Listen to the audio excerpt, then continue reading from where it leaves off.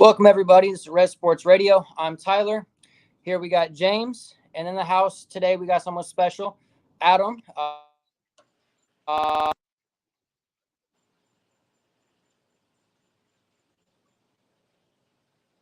James, did it freeze up for you? Yeah, I think it you froze up for there, me. Tyler. I don't know what's going on, but let me just go ahead and run this down, see if I can't get that figured out. So hopefully I got that figured out. But anyways, we got Adam in the house. He is a longtime friend of my father's. He actually was in a fantasy draft with us some time ago. So, Adam, do you want to introduce yourself at all? Yeah, my name's Adam, and pretty big NFL football fan, and appreciate being on the podcast, and really excited to talk about our topic today as far as some games to really look for in this upcoming season. Yeah, absolutely.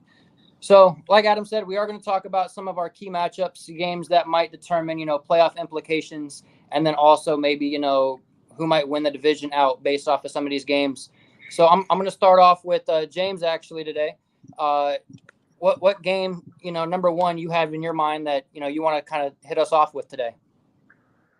Man, so I think we jump right into it. I think, week one, Monday Night Football, Buffalo and Jets could be a really interesting game just to kind of see how both of them are going to come out firing. I think Buffalo will be similar to where they were at last season and definitely have some unknowns with the Jets. Yeah, absolutely. So with Buffalo and the Jets, I think that, this game could definitely determine number one, what seed we have in the playoffs. I think both of these teams are playoff teams. I think that, with Josh Allen, and then obviously on the other side of the ball now we have Aaron Rodgers. So his team is going to be almost in a developmental state. I think for a lot of this is our week one matchup. So it's going to be interesting to see how that offense is put together in week one, especially how he's connecting with his team. Number two is, if anyone's watching the Hard Knocks, I'm really not, but I am kind of hearing a lot of the news behind a lot of that. He's having a lot of issues right now with some of his receivers. So I wonder if that's going to be kind of solved by that point. And so that's going to be a real set in stone game, dependent on, how well their season outlook is kind of going to go for that Jets team. And number two, again, for the Bills, how they are going to face up against, now a conference rival and the Jets. Yeah, and I think almost every game for the Bills this year that's in their division is going to be huge, because if you think about it, they've been a team that everybody's been talking about the past 2, 3, 4 years, and they get just that close enough, and then the Chiefs come in or the Bengals come in or whoever, and so if they don't get deep into the playoffs this year, I mean, I think that management team's going to really be thinking about, like, what do we need to do different? And so I totally agree. I think it's a big, all these divisional matchups week one, it kind of makes you cringe for the teams that have an injury during training camp. Is this really a fair matchup? But, that's the NFL, right? And I think it's going to be a great game. Yeah, I mean, it's going to be a defensive battle. And what you said, Tyler, they are kind of developing. He's having issues with his receivers, but, Lazard kind of went and left with him as his number one option. And I think we'll see that connection big time this year. And they're going to look to get him the ball. I think he signed a 4-year, $44 million contract going to the Jets. So they're definitely going to be looking to move the ball to him, and he'll need more than one, but he's definitely got a little bit of consistency there just from past players that moved along with him. Yeah, absolutely. Another team another name I didn't really say in this matchup too is Dalvin Cook, and how he's going to be able to work with that offensive line to be able to get downfield and get those yards that we are used to seeing him have out in Minnesota. So there's a lot of new pieces on this Jets team that I'm interested in seeing, and how well they're going to fare against a very tough Bills team. So I really do like that pick by you, James. That's going to be a very nice week one matchup. I am looking at another week one matchup between the Dolphins and Chargers. Actually, I think that, again, the Dolphins team, very, very stacked. Chargers team, very stacked. Again, how are they going to look, faring against each other against, some of these, other teams and what they're going to do moving past this. And obviously someone's going to come away with a loss, and I'm going to take the Dolphins on this one. I know they're on the road, but I do like the speed that they have and some of their, wide receivers. Yeah, I think this is going to be a run and gun show. Just with both high-powered offenses, and Patrick Mahomes being as dynamic as he is, we're going to see a high-scoring game there. Yeah, absolutely. Adam, did you have a game that you were kind of eyeballing? As we were looking at some of them. Yeah, I was looking at. It's actually week 11 where the Bengals will be playing the Ravens. And so, I mean, some things that stuck out to me on that one is it's a Thursday night game. So it's going to be a short week. It's a divisional game, and if you think about it, they're starting this season, week 1's the Browns, right? So that's a divisional game, which is not, you got Burrow that he's got a little bit of an injury situation. It looks like he's going to be ready to go for week 1. But is he really going to be 100%? And then shortly after that, they've got the Ravens. I think that's either week 2 or week 3. They've got the Ravens. So the second time they play the Ravens is a Thursday night game on a short week. And then the week right after that, they have the Steelers. So, no game against the Steelers is an easy one. So I'm just sitting there thinking, they could end up going. For the Ravens, they could end up losing both of those games. It just depends, right? Because it's at the Ravens. Yeah. So I actually had their week 2 matchup after the Browns. Is what I had on my board. After getting banged up, and after the run attack that we're gonna see out the Browns.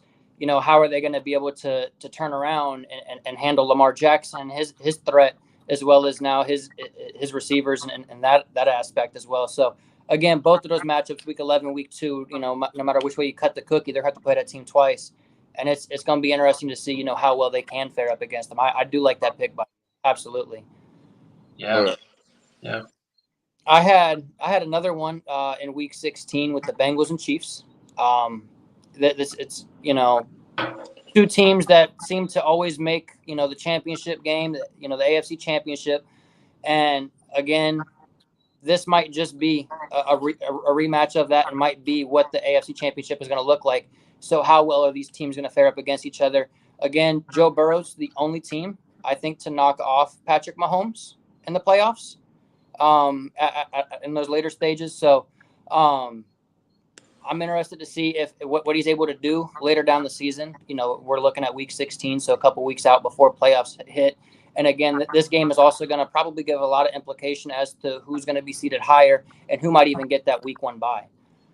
So that's going to be a very big game for both of these teams potentially to get that bye week. Yeah, that one could definitely come up. Unless it's already set, then we could see a lot of players sitting out that week, having limited minutes just to keep them healthy. One that I think that may go down to the wire with 2 wild card teams, week 17 when the Cowboys and Lions play. I think that depending on where they're at and what the playoff picture is looking like, that could end up being a pretty interesting matchup. Yeah, absolutely. So I think the Bengals, on my board right now, I got their week 16 matchup, their 2-11 matchup, depending on which one you want to call it at, and then also their week 8 matchup against the Bills. So this Bengals team has a lot on my board here that I'm looking at as far as, what it's going to look like for them and what their playoff implication is. And this AFC is just so dominant and so saturated and good teams and great players that the NFC really kind of lacks. We got some good teams in the AFC with the Eagles and with the Niners out there. So, but again, I feel like the AFC is just so much more stacked and more saturated with a lot of these teams. So again, week 8, I have them, at home against the Bills. Who's going to be banged up? Who's going to be, looking? It's going to be the mid-season hump. A lot of people like to break up the NFL season into 2 separate seasons. The first half of the season, second half, and call them 2 separate seasons all on their own. and it's gonna show a lot of proof here in this game. I think with the Bills coming into Cincinnati. Absolutely. Yeah, I was kind of looking at this. So this is NFC AFC matchup. So week 15, the Cowboys are at Buffalo. So and that's in late December. So you got the whole conditions in Buffalo.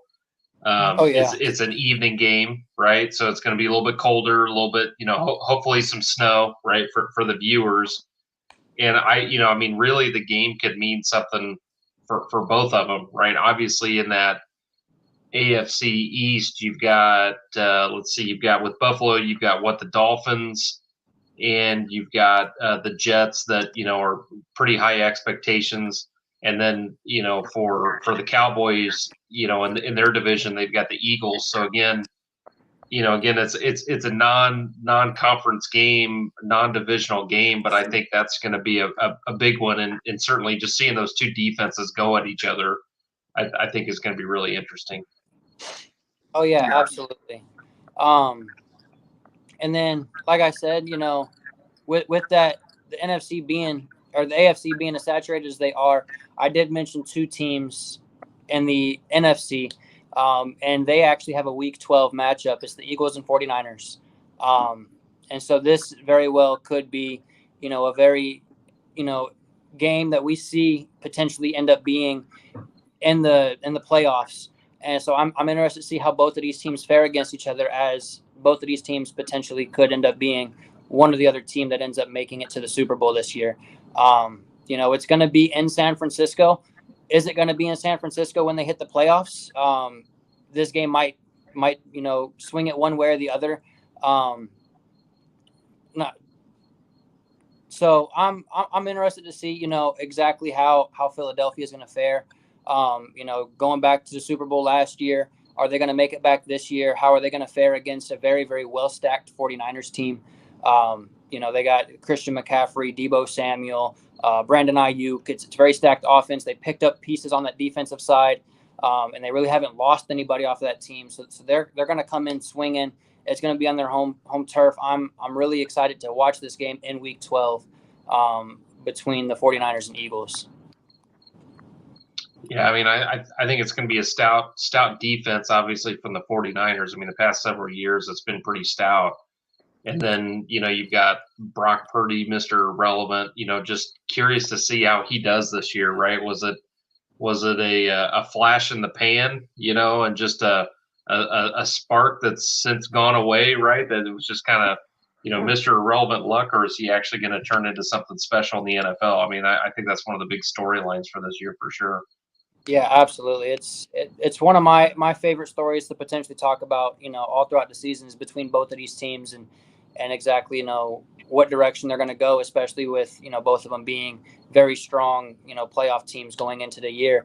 A team that I don't see potentially making the playoffs, but making a good push in their division was going to be the Bears in the NFC North. I'm an NFC North fan. I'm a Chicago Bears fan, so I'm going to put Chicago Bears, their Week 1 matchup against Green Bay, in this list. I'm interested to see, how they're going to fare against a new Green Bay team, that lost Aaron Rodgers, but Jordan Love hasn't shown any signs of, him being, a weak quarterback in the league, and he's looking very, very elite. He's found his receivers through the preseason, and he's looking very well. So I'm excited to see exactly how the Bears are going to fare.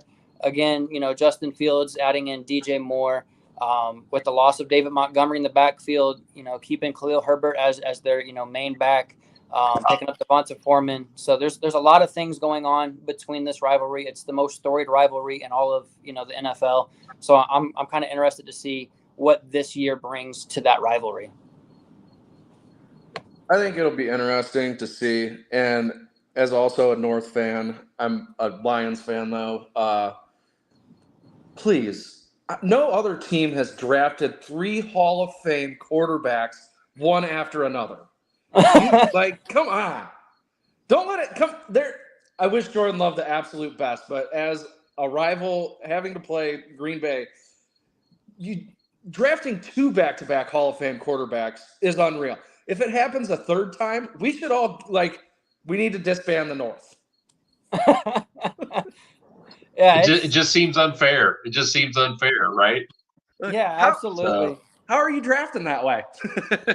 Yeah, I actually had that on my list too, just because, from a selfish reason, I just remember that clip from, I think it was either last year or the year before, where Aaron Rodgers, I think he rushed in for a touchdown or he threw a touchdown, and then he's saying, hey, I own this town, right? So he's in Soldier Field. He's talking about how he owns Chicago.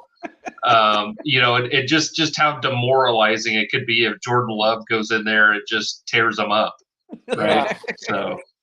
What would you even do at that point? All right, well, I guess back to the drawing board, boys. Yeah, that to me is quite interesting. I hope he doesn't go in there and tear us up and walk down our stands and says, "I own you too." I'm here too. Don't forget about me. Yeah.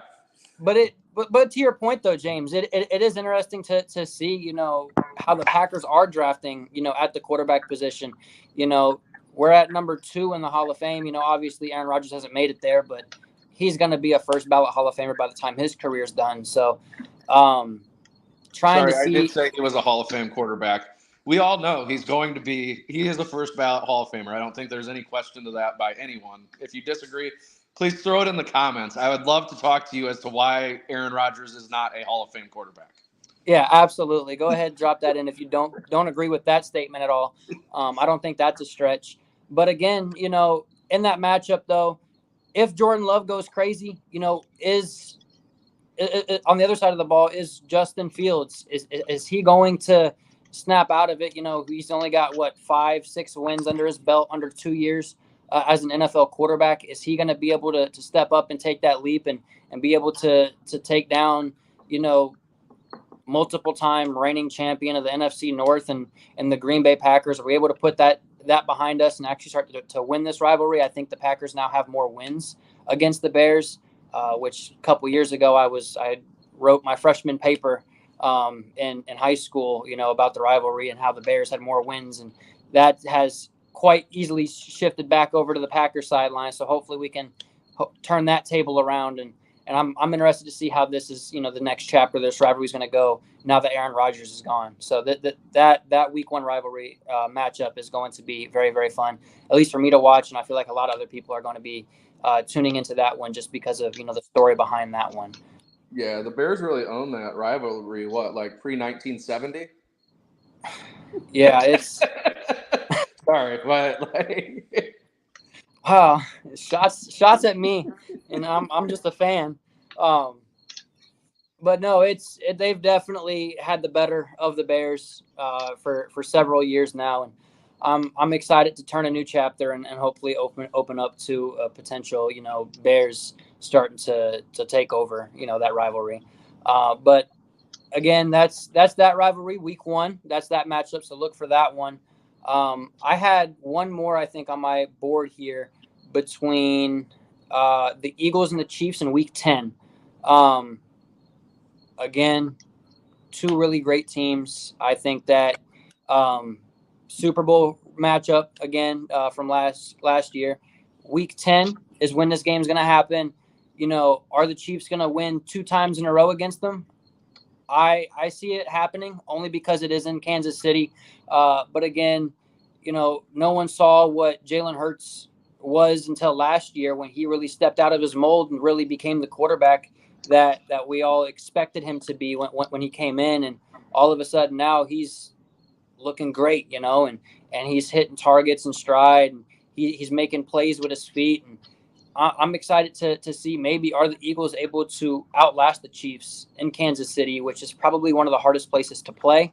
But again, that's the way that the schedule was made, and hopefully the Eagles can keep this game interesting. Yeah, for anybody that watches college football, I don't think seeing Jalen Hurts coming out a couple years into the league and playing the way he did was a surprise, really, to anyone. He was an elite passer in college, lost his spot to Tua. You may have heard of him. He's also an NFL quarterback, and went and had a Heisman run at Oklahoma. Just trade schools have another Heisman run. So I don't think Hurts is really a huge surprise with how good he is, and I don't know that it was a fluke.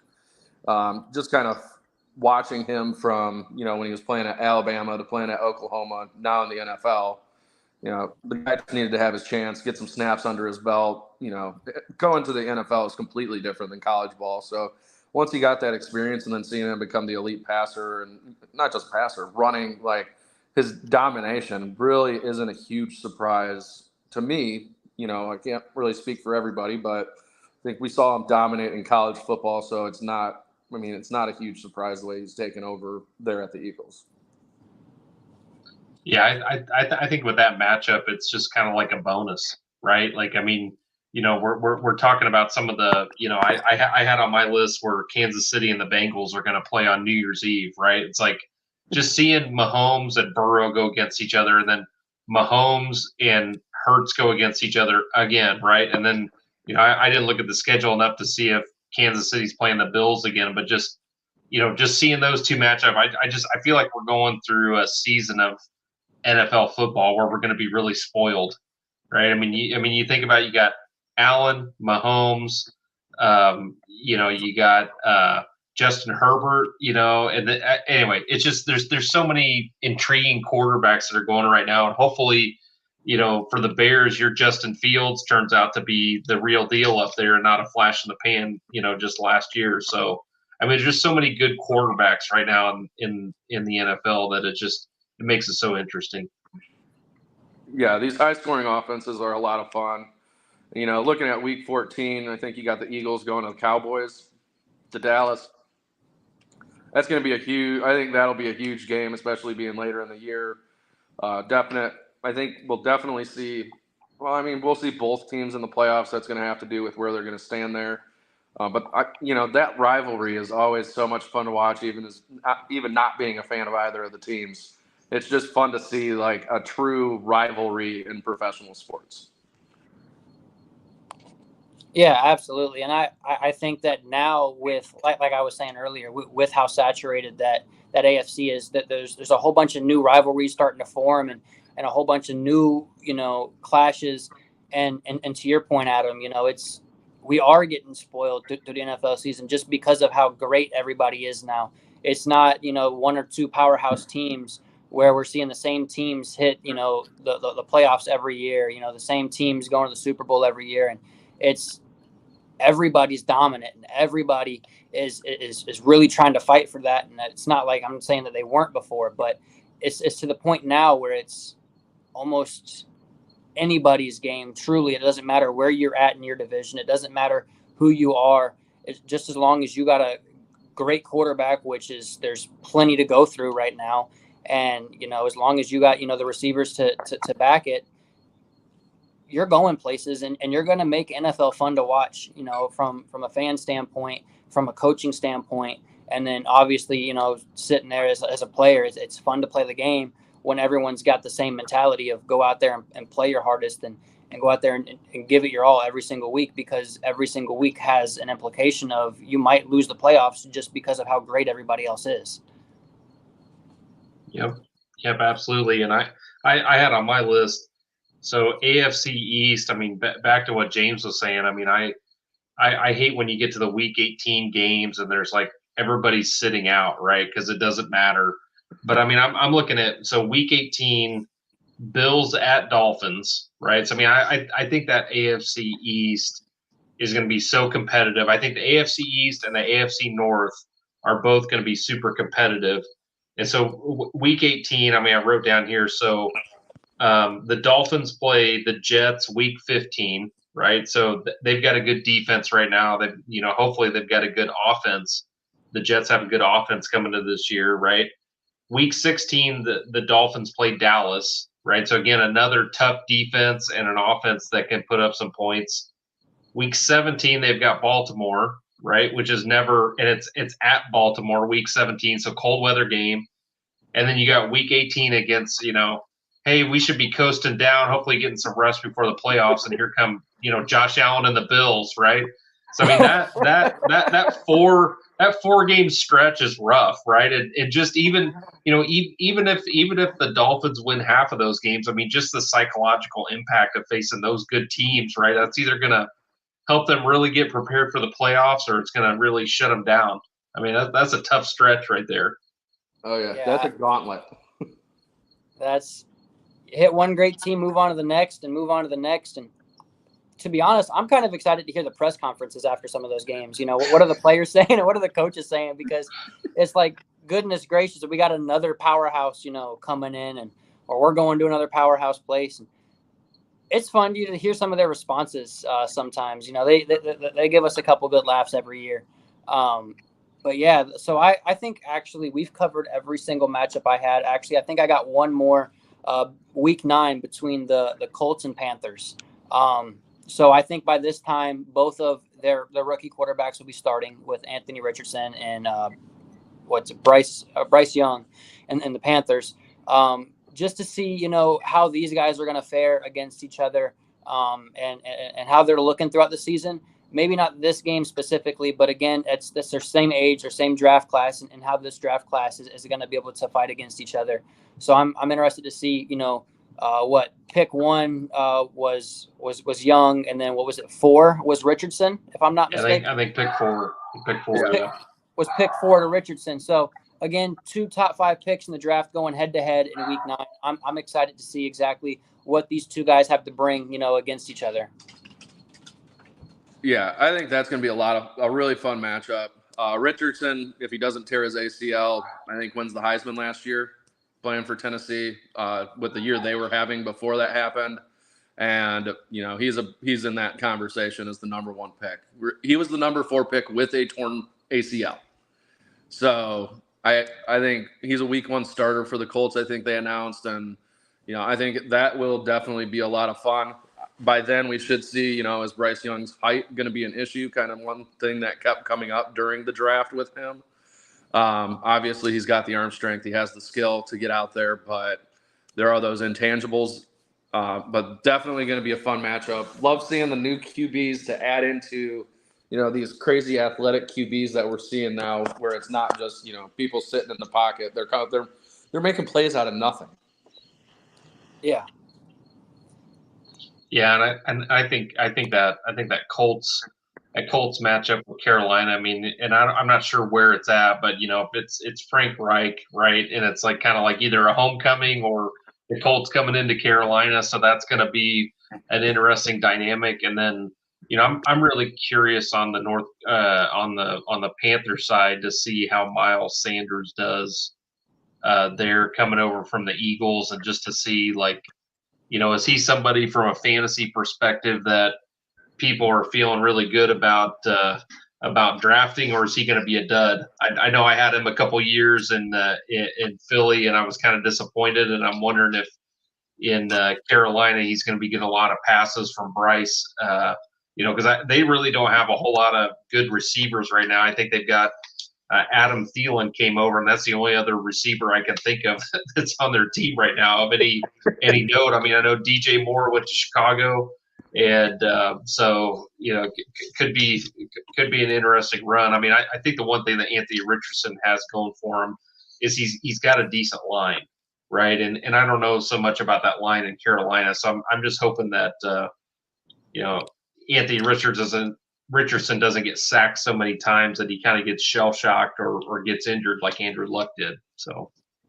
yeah, and they really have improved the line. He's got the weapons with Pittman, and I think they have him pretty well set up for success going into the Colts. The Colts have been missing a quarterback.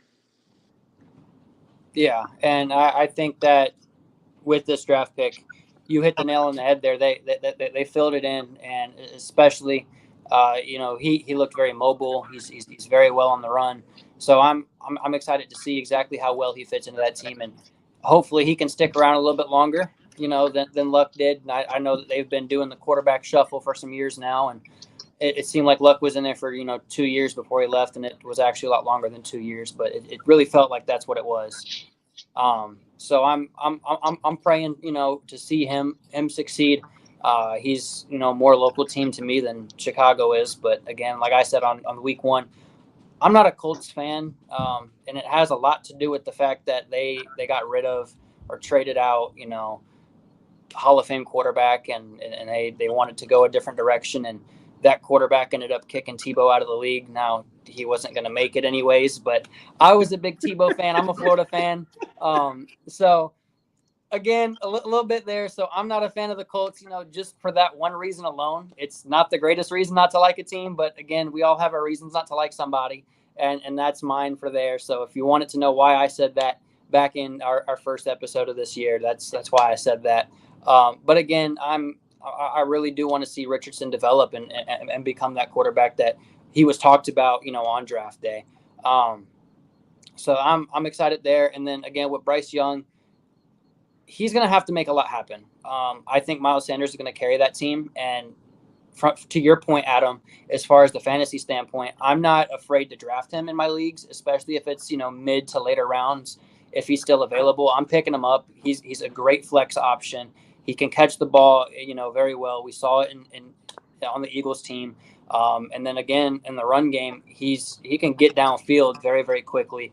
And so I'm excited to see. And then again, the Panthers got rid of, Christian McCaffrey, right? And what they were able to draw up for him, so I don't think that they're going to have any issues with that guy, Miles Sanders, down there at all.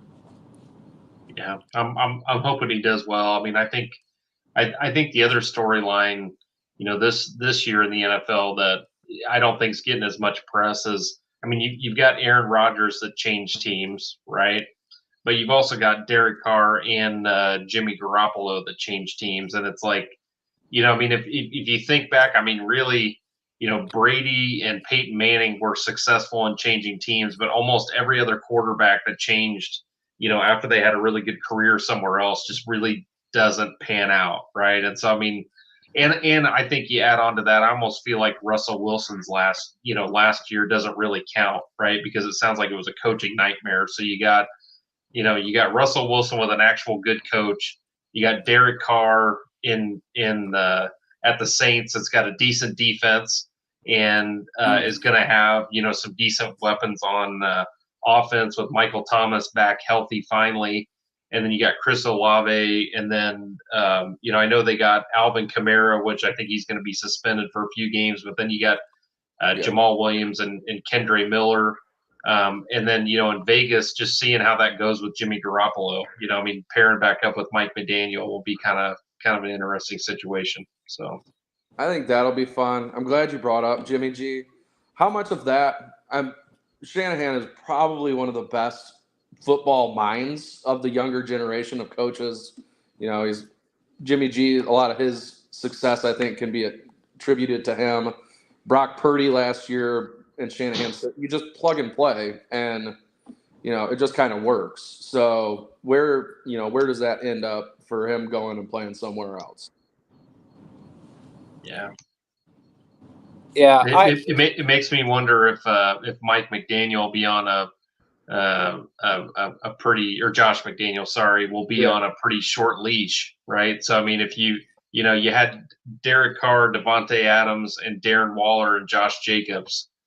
And, I don't even think they made the playoffs last year. So, right. So now, you got rid of Derek Carr, and now you got Jimmy G, which is somebody you're familiar with. I mean, is it a one season, shot clock, or you got 2 seasons of a shot clock there before it's like, hey, you didn't work out? Yeah. Short leash. And I mean, I think they've put so much money into moving to Las Vegas. I don't know that they're going to accept having multiple losing seasons to kick off, their time in Vegas. Yep. Yeah, absolutely. Especially, to your point, Adam, all the different weapons that they do have, aside from, the quarterback shuffle that they're starting to do right now, they do have all those weapons, and they are all there. And you need somebody now to go ahead and get you to the playoffs. You need someone to go ahead and give you that push. We have seen it with Jimmy G in the past, be able to take a team, that extra distance to get to the playoffs and to be able to make some wins happen. But does he do it with this team? And I think we're all in the back of our minds praying that he can, just because they do have those weapons, and it's almost a waste to have them. You know, do they scratch the whole team? Do they get rid of, you know, Shanahan? Do they get rid of the quarterback? You know, what do they do? There's a lot of different moving pieces in this, and it's almost to a waste at this point if he can't get in there and get this done this year. So I would say it's a 1-year leash more so than it is a 2-year leash. Yeah. Oh, yeah. I think you're probably right. And I think another they aren't going to be good this year. I don't want to say that, but I think it's going to be interesting seeing, you know, Desmond Ritter, looking at Bijan Robinson, Kyle Pitts, having an actual athletic quarterback in there that's going to have multiple weapons in Atlanta, multiple really young weapons in Atlanta, seeing the potential that they could or may have with, you know, with a pretty good quarterback from when he was at Cincinnati, and seeing what they can do there. I think that Atlanta, I don't think they're going to be a playoff team. I would be surprised if they were a playoff team, but I think we're going to see some potential from some young guys coming out of there for the first time. I actually almost disagree with you. I think that they have a potential to actually win their division out. And just doing that gets you into the playoffs. With that being the case, I don't see them being a strong playoff team if they get to that point. But, you know, like you said, you know, they've got 3 years of great first-round draft picks, you know, and to see, you know, all of a sudden now they got the running back, they got their tight end, they got their wide receiver, they got their team set. I think their defense is not the greatest in the league, but it's far from the worst. There's a lot far worse defenses in the league. I think that they can keep up with a lot of teams, you know, force some turnovers, get some stops. I'm interested, you know, I really do believe that Atlanta team can win their division. And if they win their division, I think that's where it ends for this season. But what are they going to do in the draft again to really help themselves in an off season, signing some free agents? Maybe there's some trades that are made. But Atlanta moving forward, maybe our next 2-3 years, we start to see that team really start to grow into their mold. And I think it starts right now with Bijan as their lead horseback, you know, going to carry this team probably to win this division out.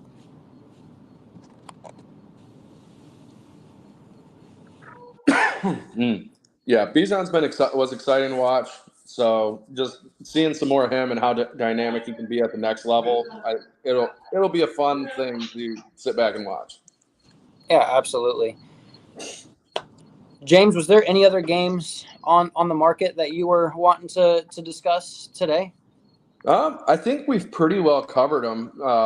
You know, a lot of just the number of week 1 divisional matchups, it's insane to me. Like, they're really jumping right from preseason into like, all right, boys, let's get going. So I think it's going to be a lot of fun. We have some great matchups throughout the entire season. And, you know, I got to root for my Lions, even though I know they're going to screw things up. It doesn't matter who we have or what's going on. We will screw things up. I know I've said it every week. I believe in it. I truly believe the opposite. I believe the Lions have a very good chance to be first or second in the division this year. I think that they can, you know, really excel and show us what that team's truly made of. Well, I think with the Lions, it's just like I don't know what the right analogy is, but it just seems like they're always stepping in a mud puddle, right? They get some of these games that are so close, and they've got so many weapons there that there's games that they should have won. You know, Amon-Ra St. Brown, I mean, I'm drafting him in all kinds of leagues, right? I mean, I just think he had a good year last year, and I think he's just going to keep getting better. And you got Jared Goff that I think is pretty underrated. I mean, I think he's a pretty good gunslinger, you know, and then now they've got Jahmyr Gibbs that's come in. So, and then I think, didn't they pick up that tight end from, I think he was from Iowa, Sam Laporta, I think is his name. So I'm curious to see if he actually gets some playing time and how he does. I mean, they're saying he's going to start, so we'll see. Yeah, it's all interesting. I know we hit a lot of games, talked about a lot of different players. Adam, I know you sent me a list, and I'm not looking at your list right now, but is there any other games on your list that you really wanted to kind of talk about, maybe that show some interest to you? You know, I think we got through all of them. Kind of looking at my notes here. You know, I mean, I think I just go back to one that I'm definitely going to have on my radar is that New Year's Eve Kansas City versus the Bengals. The whole Burrowhead comment and all that stuff from last year. I mean, I'm already looking forward to that. Just the storyline leading up to it, because it's I think it's in Kansas City, right? So it'll be great. So. Yep. So I think probably for me, my top 3 games will probably be that one there. I like the Eagles-Chiefs game. The Chiefs really and the Eagles to me are going to be a lot of the teams that I'm going to watch very, very heavily as Super Bowl, teams from last year. So again, the Eagles going to the Chiefs in week 10, and then 2 weeks later, they're in San Francisco. So this Eagles team has a very rough very rough schedule ahead of them. So I'm just, excited to see how well they're going to fare this year with that strength of schedule that they have. So definitely.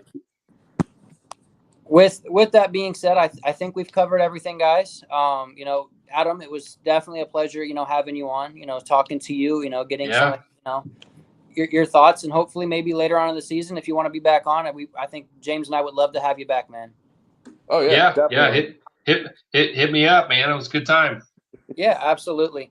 Well, everybody, right now we do have a promotion going on, or a little challenge going on right now. So if you were to drop in your top 10 quarterback rankings before the season starts, you can enter yourself in to win some free merch. I think we're going to do a hat drop.